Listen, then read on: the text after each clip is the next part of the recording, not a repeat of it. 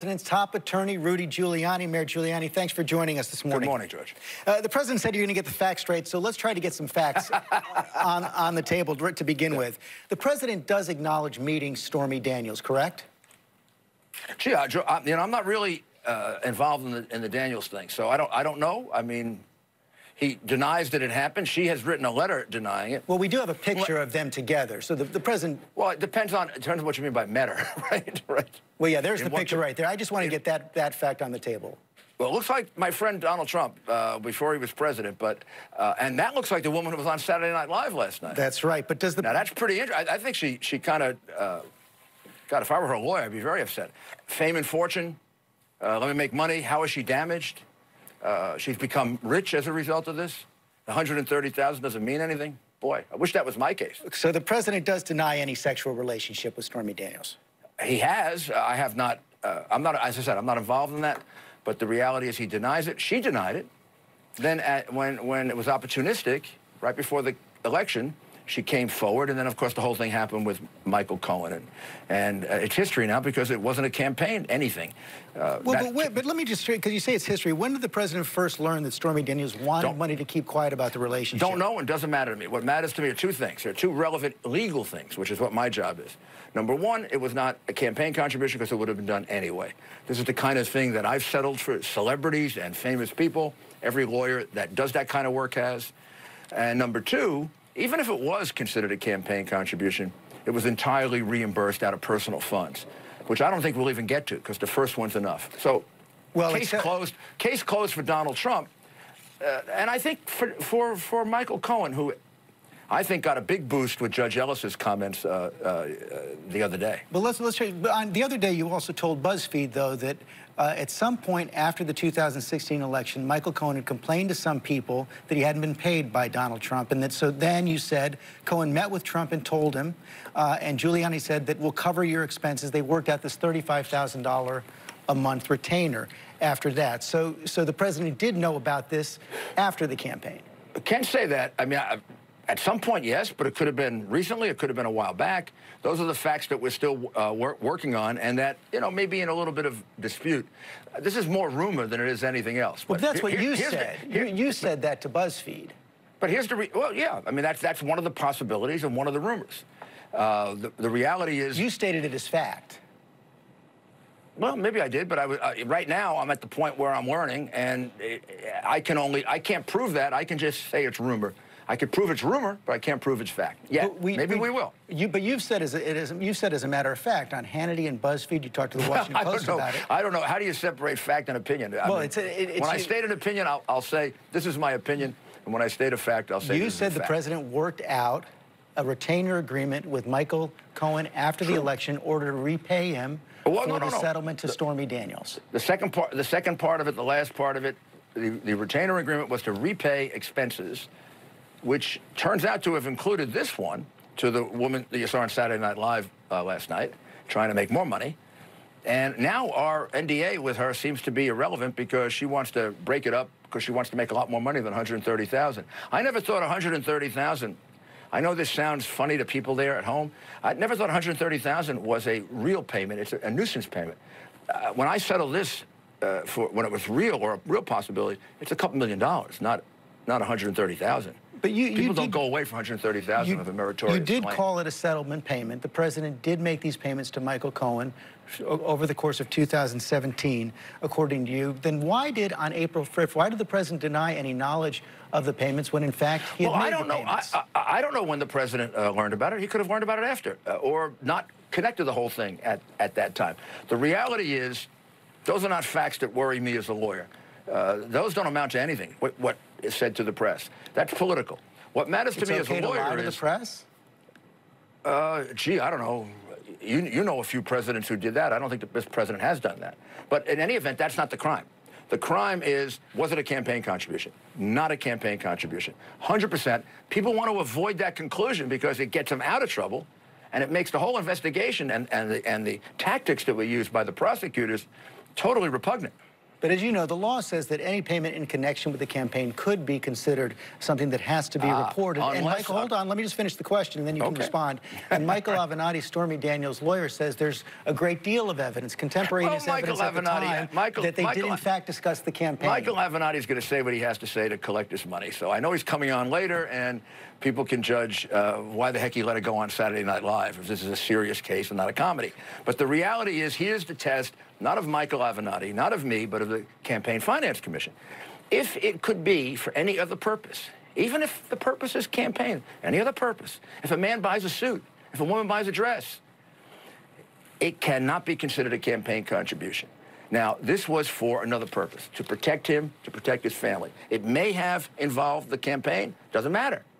And it would have been done under any other circumstances if there was no campaign. If that's the case, then why wasn't this... And I can prove that it has been done on numerous times, not necessarily with President Trump, but with many other people that I and other lawyers have represented. If it could have been done at any other time, she gave an interview back in 2011. There was a blog post back in 2011. She was on radio shows earlier as well. Why didn't the president make the payment earlier?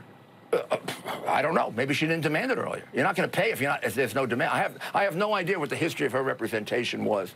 I do think it's suspect that she waits until the very last minute with regard to the campaign and where you could get the maximum personal damage against the president. Back in 2011, he was a celebrity, but he wasn't running for president of the United States. Now, that adds to the situation. It doesn't create any additional motivation. The primary motivation is personal, a long history of doing that she and Avenatti and the other lawyers don't have anything to do with. And I'm very comfortable with that part of the case, George. Mayor Giuliani, it's the Mueller part of the case that I came in for. And I want to get to that as well. That one's gone. That one's gone. I think if you asked the prosecutors off the record, they would tell you that's gone. Well, we want to get to that because there were even interviews as late as this week where people said that it was clear to them coming out of those interviews that it wasn't gone. But even the president's allies are having a hard time believing that Mr. Trump reimbursed Michael Cohen without knowing what it was for. Here's Andrew Napolitano on Fox. If Rudy wants the public to believe that Donald Trump reimbursed Michael Cohen $130,000 and didn't know what it was for, didn't know that it was going to silence Stormy Daniels, that is unworthy of belief. How do you respond to Andrew Napolitano? Well, the judge doesn't know the facts of the case. He knows less about the facts of the case than I do. Wonderful guy, Judge Napolitano, but he really shouldn't be speculating on facts that he doesn't know. And I think he would regret that if he thought about it. $130,000 between a lawyer and a client, and a client who's worth billions, is not, George. I don't like saying this. Not a great deal of money. 1.3 million is a great deal of money. That's the kind of money you would think of as a settlement money. If I saw $130,000, I would never think it was to settle a substantial claim against my client. So are you confident that Michael Cohen never told President Trump that I made this payment in order to make an agreement with Stormy Daniels? Number one, why would I be, and why would I be concerned when it's not a campaign contribution? It was done for other purposes in addition to possible campaign purposes. End of case. But you do acknowledge... It was repaid. End of case. But you acknowledge that Michael Cohen would tell the president this is what it's for. On October 15th, 16th, right before the election, $130,000 payment when there were other... I did make clear, and I don't know what they are yet, I will know, there were other things involved that had nothing to do with Stormy Daniels. In other words, other amounts of money. This was not uncommon for him to do that.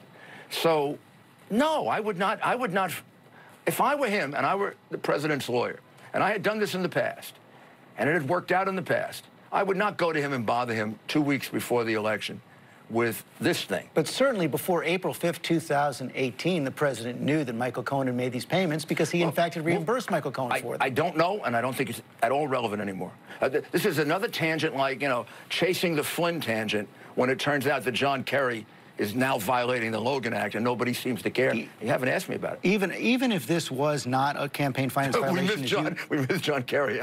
Right. Even if this was not a campaign finance violation, as you say, this was a liability to Michael Cohen. Why didn't the president include that liability on his financial disclosure form?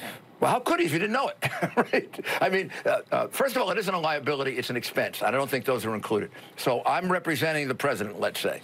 and I came down to Washington this weekend. That's a certain expense. I bill him for it 3 months from now or 2 months from now. That's not a loan. He's not loaning me money. My law firm, or I, in this case I, because I'm representing him individually, I lay out the money, and then he pays me back. Sometimes those expenses go on for a couple of years. But but you even called it a settlement payment, so this would be something that he owes Michael Cohen. He didn't file his financial disclosure until June of 2017. He knew he had this liability to Michael Cohen. But George, he didn't include it on his financial disclosure form. But it's not a loan. It's an expense. You don't include all legal fees or all legal payments on your financial disclosure form. And how can you do it when you don't know about it? I don't think anyone believes that he knew about it at the time. I think there's a question about when did he find out. No, but before June 2017, you've said that he made this agreement with Michael Cohen before June 2017. The agreement with Michael Cohen, as far as I know, is a long-standing agreement that Michael Cohen takes care of situations like this, then gets paid for them sometimes. Gets paid for them sometimes. It's reimbursed in another way. It depends on whether it's business or personal. Is Michael Cohen still the president's attorney? No, of course not. It would be a conflict right now for him to be the president's attorney. I am in this respect. So is Jay Sekulow. So are the Raskins. And then, of course, he has White House counsel, as you know from working in the White House. That's not quite your attorney. That's really the presidency's attorney. Correct. And you said this was a regular arrangement he had with Michael Cohen. So did Michael Cohen make payments to other women for the president? I have no knowledge of that. But I would think if it was necessary, yes. He made payments for the president, or he conducted business for the president, which means he had legal fees, monies laid out, and expenditures, which I have on my bills to my clients. And are you confident that his testimony on the Stormy Daniels payment won't contradict the president? Not in any material respect. Look, if it didn't contradict it at all, somebody would be lying. I remember that great cross-examination when the person just repeated the things over and over again the same way. Of course, there'll be minor details. On the two main facts, was it for another purpose other than just campaign? Even if it was campaign, yes, it was to settle a personal issue. That would be embarrassing to him and his wife. Number two, did he repay it over a period of time and then find out ultimately what it was about? Yes. I'm comfortable with that. That's 100%. And that's why these people who think they're chasing this down are involved in the same witch hunt that Judge Ellis was so concerned about with Mueller. They had dinner in March, a phone call 2 weeks ago. Any other communication? And are you sure they didn't discuss the Stormy Daniels payment during these conversations? I don't think it's a good idea for the two of them to talk right now. Eventually they can. They're very good friends. I kind of miss Michael's advice. I think Jay does also. But right now, the best thing to do is through the lawyers. We have a very good relationship with his two lawyers, and we're going to continue to do that. And that has worked out for us. If they had conversations before this, no harm.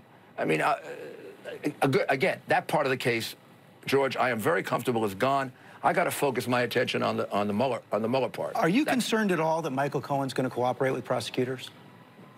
No, I expect that he is going to cooperate with them. I don't think they'll be happy with it because he doesn't have any incriminating evidence about the president or himself. The man is an honest, honorable lawyer, and despite the Times article today, which is totally baseless as far as I can tell, but, you know, that's his lawyer's issue. We're there to help. My issue is getting up to speed on the facts here. I'm about halfway there. And has the president or any member of the president's team ever suggested to Michael Cohen in any way that the president would pardon him if he were indicted or convicted?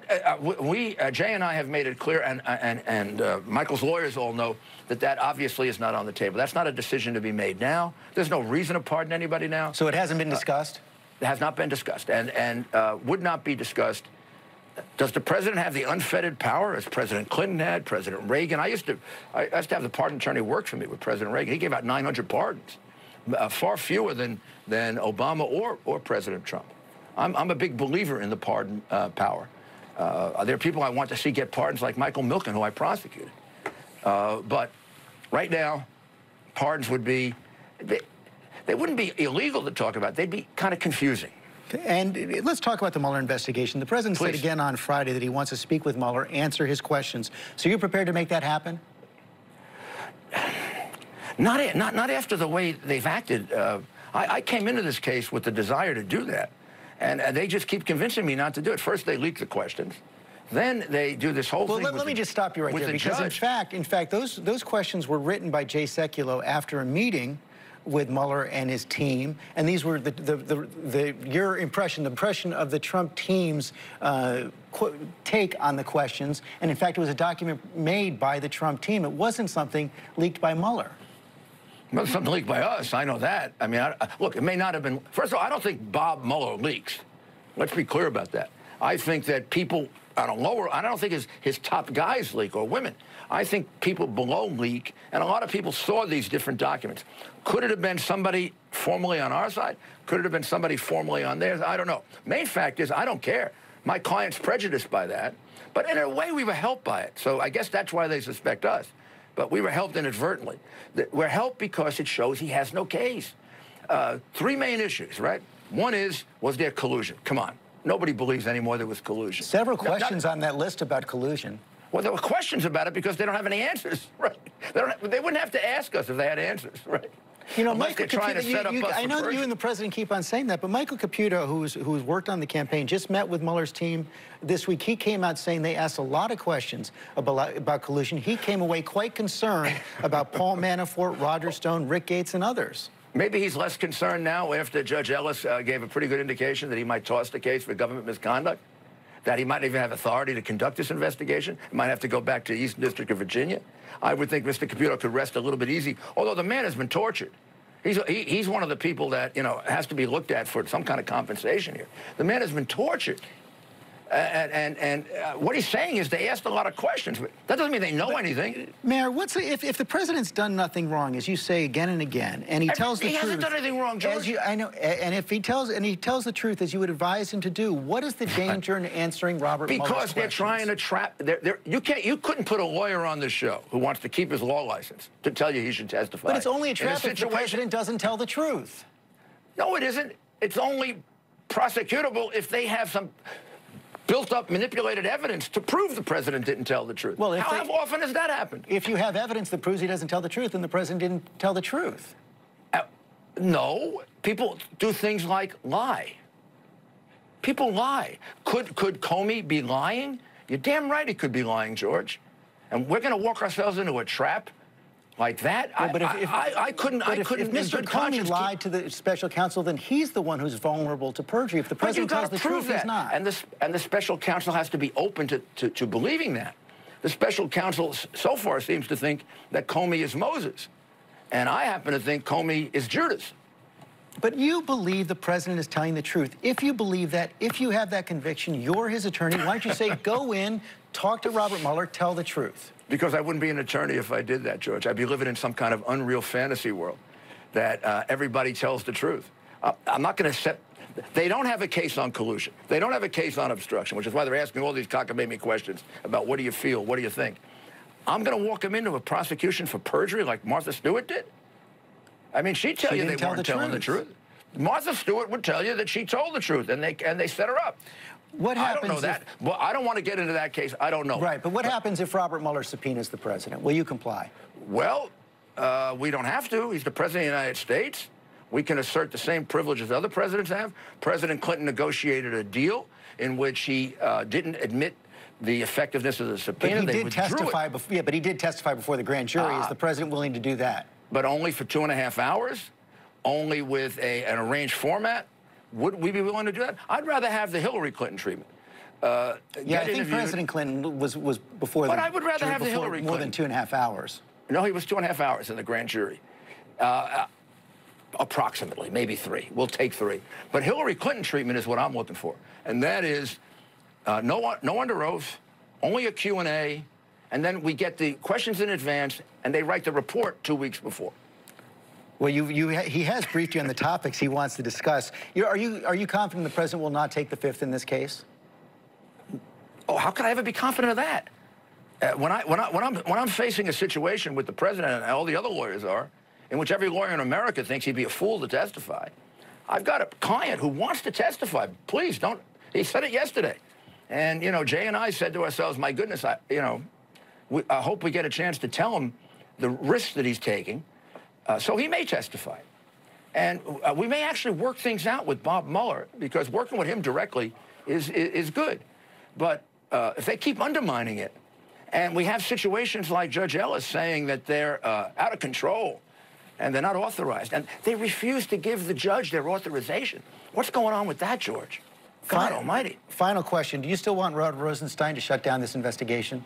I do. I believe that after Judge Ellis's remarks last night, yesterday rather, on Friday, there's no question that the amount of government misconduct is accumulating. I happen to believe it's greater than anybody realizes. Very embarrassing to my former Justice Department, and very embarrassing not to FBI agents. Please, nobody's attacking FBI agents, the Justice Department lawyers. We're attacking the formal leadership of both organizations. Mr. Giuliani, thanks for your time this morning. George, you've always fair. Thank you. Take care. Stormy